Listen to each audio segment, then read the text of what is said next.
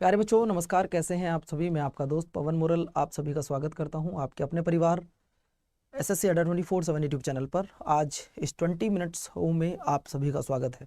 दोस्तों, जैसा कि आप सभी जानते हैं कि इस क्लास में हम एक टॉपिक के 20 से 22 क्वेश्चन करते हैं और ये क्लास उन बच्चों के लिए विशेषकर होती है जो किसी कारणवश पेड बैच लेने में असमर्थ होते हैं। तो वो बच्चा ये सोचता है कि शायद मेरी भी तैयारी उन बच्चों की जैसी हो जाती है जो पेड बैच ले चुके हैं, और वो बच्चा किसी कारणवश पेड बैच नहीं ले सका। तो बच्चे वो परेशान ना होइएगा, मैं उनके साथ खड़ा हूं और जब तक साथ रहूंगा जब तक आपका सिलेक्शन ना हो जाए। ठीक है बच्चों। सर, अगर पेपर में ऑप्शन गलत आए तो क्या हो जाता है? बेटे, ऐसे सवाल अगर ऑप्शन में किसी कारणवश ऑप्शन गलत आ जाए तो या तो वो पेपर कैंसिल कर दिया जाता है या फिर उसका नंबर सभी को दे दिया जाता है। ठीक है, ऐसी कंडीशन अगर होती है तो ये होता है। तो चलो बच्चों, बातचीत ना करते हुए हम सीधा मुद्दे पर आते हैं और पहला क्वेश्चन आपकी स्क्रीन पर मैं लेकर आ रहा हूं। दोस्तों, आज की क्लास के कुछ टॉपिक बड़े अच्छे हैं, बड़े प्यारे हैं। परमाणु ऊर्जा से रिलेटेड जो भी पेपर में सवाल बनते हैं वो सारे हम लोग करने वाले हैं।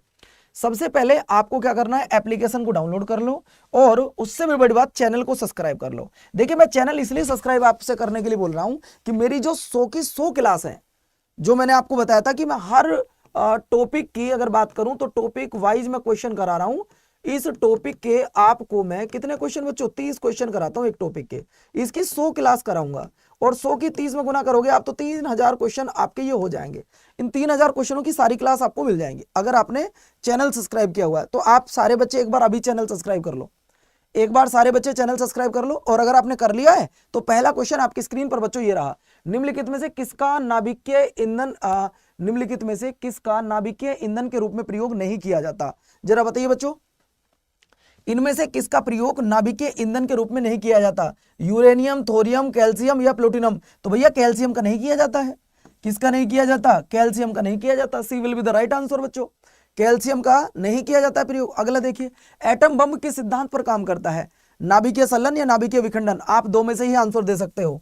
बताओ बच्चों, आप दो में से ही आंसर दे सकते हो, नाभिकीय विखंडन या फिर नाभिकीय संलयन। बताओ क्या आंसर आएगा, बोलो भैया। तब आपका जवाब क्या आएगा? सर, वो जो काम करता है वो नाभिकीय विखंडन पर काम करता है। किस पर काम करता है? नाभिकीय विखंडन पर काम करता है। पेपर में आए हुए सवाल हैं, ऐसे सवालों की मुझे उम्मीद है कि पेपर में आ सकते हैं, और पता नहीं क्यों ऐसे सवालों को ना बच्चे पढ़ना चाहते हैं ना कोई पढ़ाना चाहता है। तो मेरी क्लास उन बच्चों को समर्पित है जो पेड बैच नहीं ले पाए, और अगर आप पेड बैच नहीं ले पाए तो डरना मत, मैं तुम्हारा भाई तुम्हारे साथ खड़ा हूं, जब तक खड़ा हूं जब तक सिलेक्शन नहीं हो जाएगा। अगला सवाल देखिए, अणु शक्ति से नहीं संबंधित खनिज को पहचानिए। जिसका संबंध अणु शक्ति से नहीं है, अणु शक्ति से नहीं है संबंधित, उस खनिज को पहचानिए। जो भाई एक बार शेयर कर दो बच्चों आप वीडियो को, मैं भी एक बार शेयर कर देता हूं। एक बार शेयर कर दीजिएगा आप सारे बच्चे, मैं भी शेयर कर देता हूं बच्चों।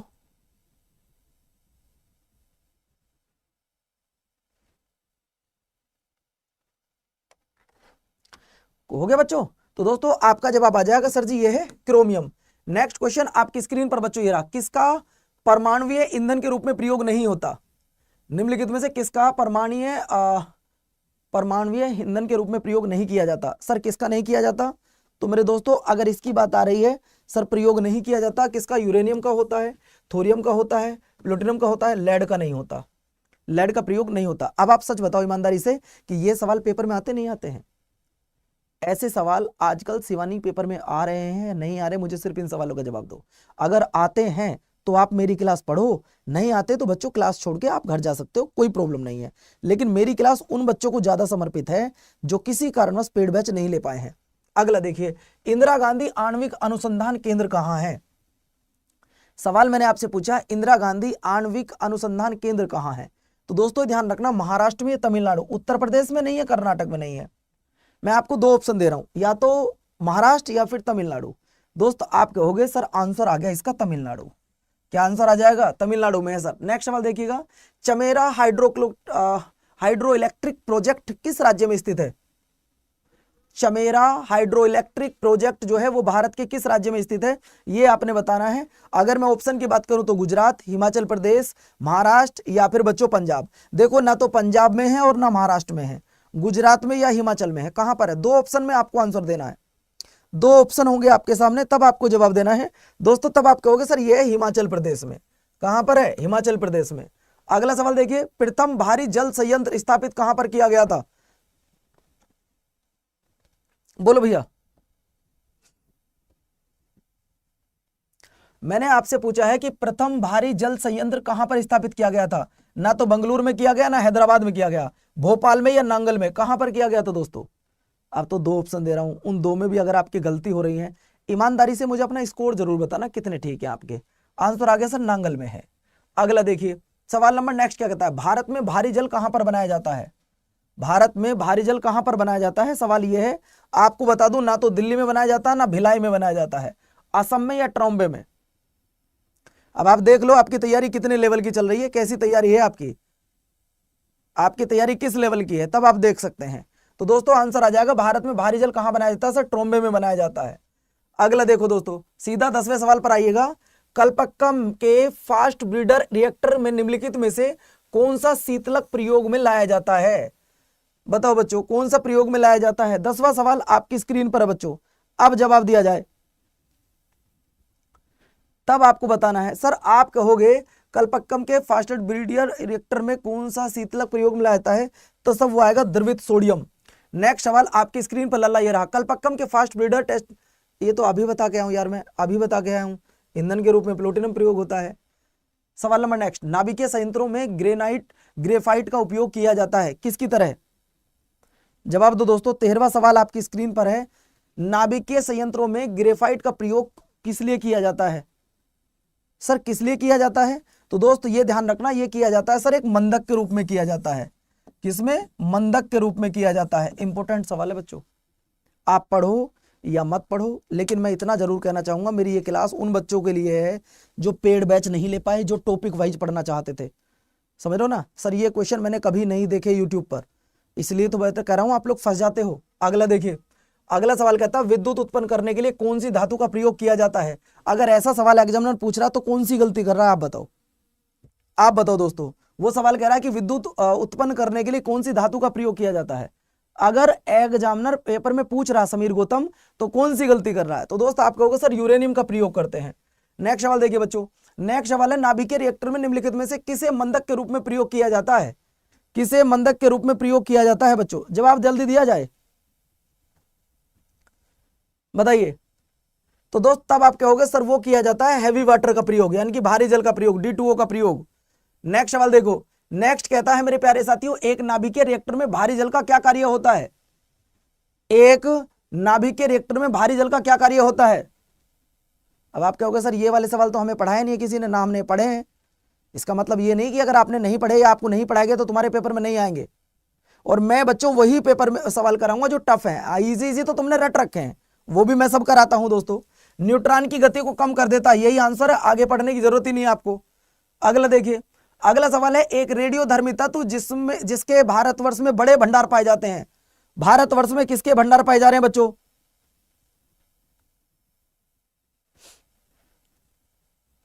किसके भंडार भारत में ज्यादा पाए जा रहे हैं। सर जी थोरियम के। किसके भैया, थोरियम के। नेक्स्ट सवाल आपकी स्क्रीन पर यह रहा दोस्तों, निम्नलिखित में से कौन सा तत्व परमाणु ईंधन की श्रेणी में नहीं आता है। निम्नलिखित में से कौन सा तत्व परमाणु ईंधन की श्रेणी में नहीं आता है।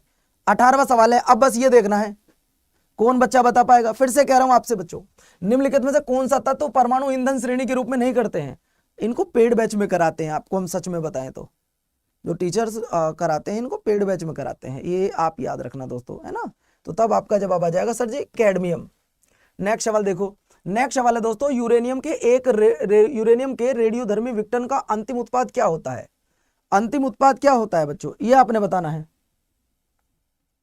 तब आप कहोगे सर ये होता है लेड, सीसा। अगला सवाल आपकी स्क्रीन पर, भारत के न्यूक्लियर रिएक्टर में से कौन सा ईंधन प्रयुक्त होता है, जरा बताएंगे आप, क्या प्रयुक्त होता है, जरा बताएंगे वो दोस्तों,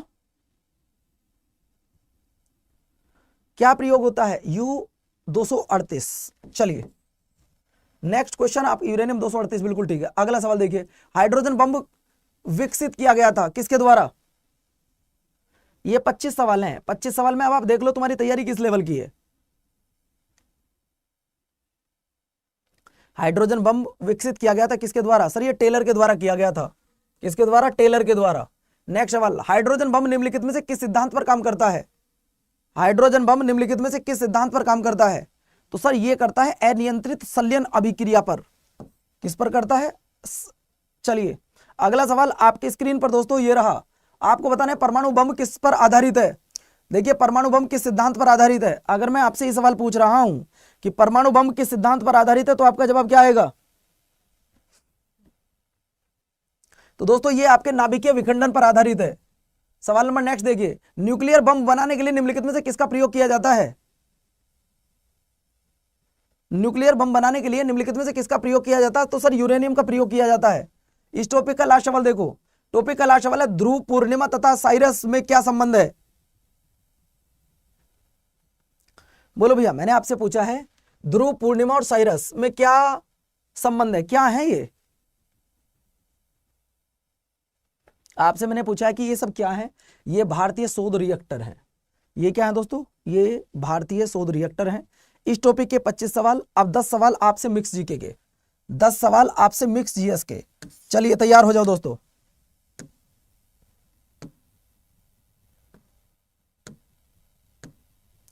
तैयार हो जाओ दोस्तों। जो कहते हैं मेरी तैयारी तो पूरी है गुरुजी, कुछ भी पूछ लो। आ जाओ तो दोस्तों, सवाल आपके सामने है। शक क्षत्रप काल में जो सोने चांदी के सिक्के थे उनका अनुपात क्या था?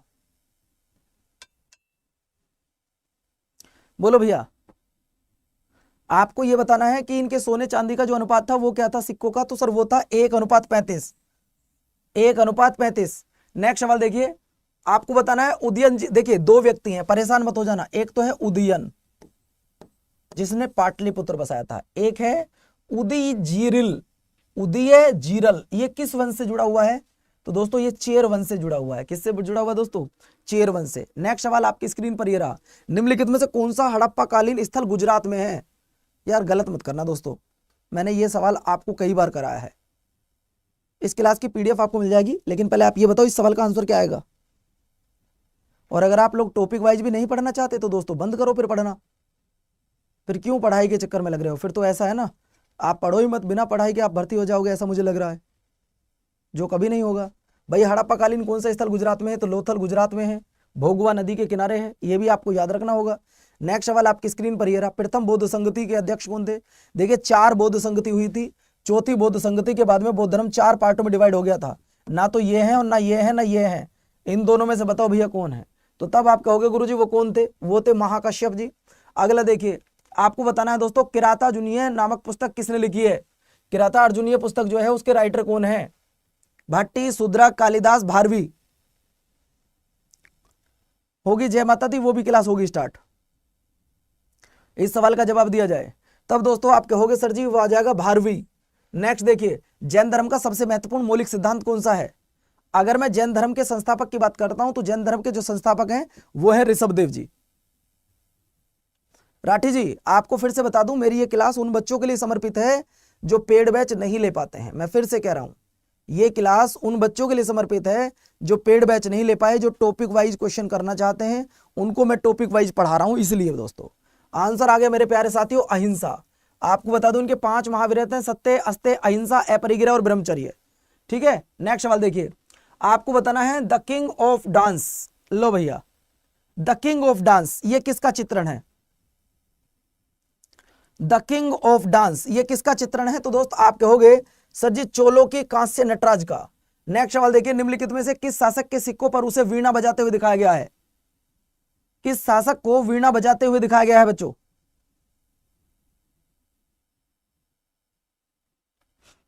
किस शासक को वीणा बजाते हुए दिखाया गया है? तो दोस्त आपको बता दूं सर जी समुद्रगुप्त को वीणा बजाते हुए दिखाया गया है।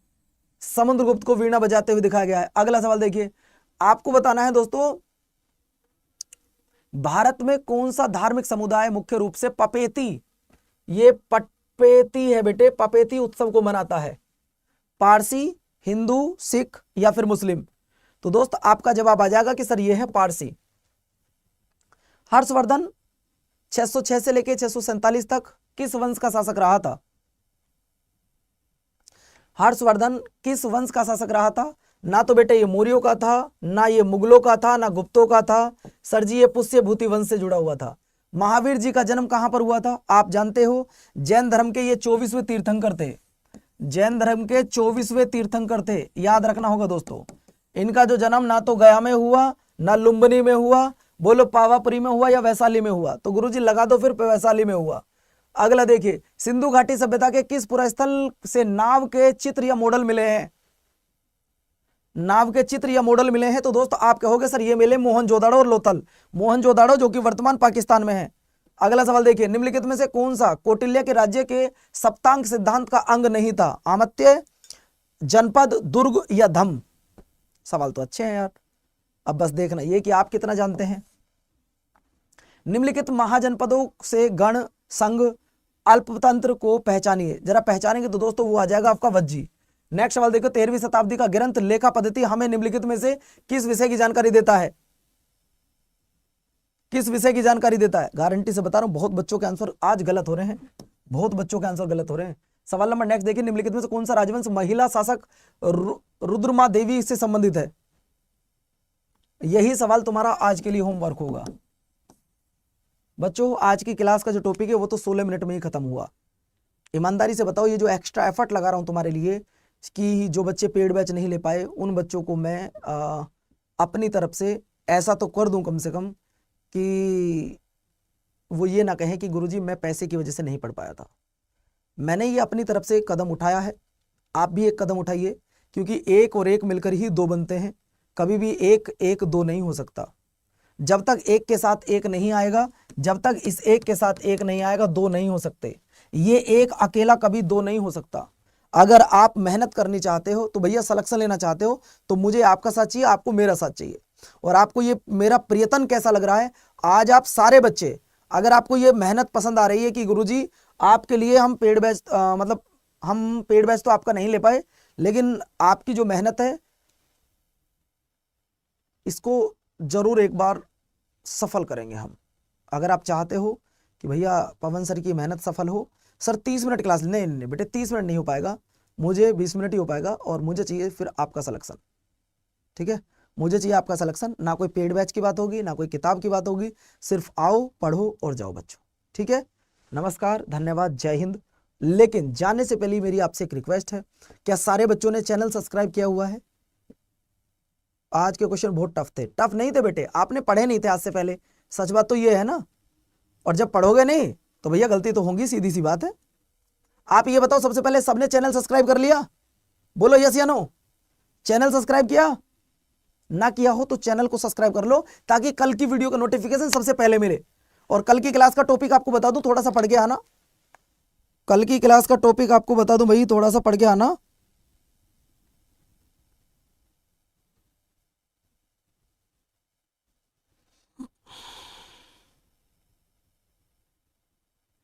कल कराएंगे दोस्तों संगठन व संस्थाएं।